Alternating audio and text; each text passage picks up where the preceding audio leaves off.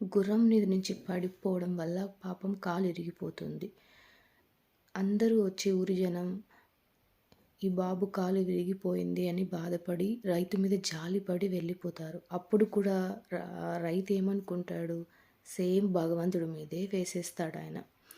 తర్వాత ఒకరోజు ఆ రాజ్యానికి యుద్ధం ఎవరో వేరే రాజ్యం వాళ్ళు ప్రకటించారని చెప్పి ఊర్లో ఉన్న యువతలందరినీ యుద్ధానికి తీసుకుపోవాలని అనుకుంటారు.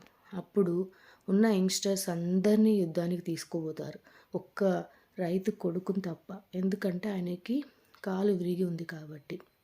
అప్పుడు కూడా రైతు అంటాడు, ఇది మంచికో చెడుకో అదృష్టానికో దురదృష్టానికో ఇదంతా భగవంతుడి సంకల్పం అని.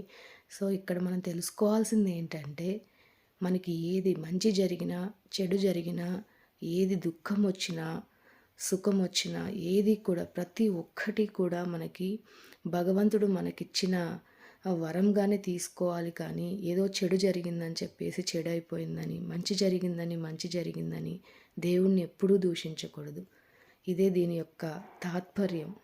మనం దేవుడితో ఎప్పుడైతే ఐకమత్యం అవుతామో దేవుడు ఎప్పుడు మన యందే ఉంటాడు. జై శ్రీరామ్, జై శ్రీకృష్ణ, రాధే రాధే.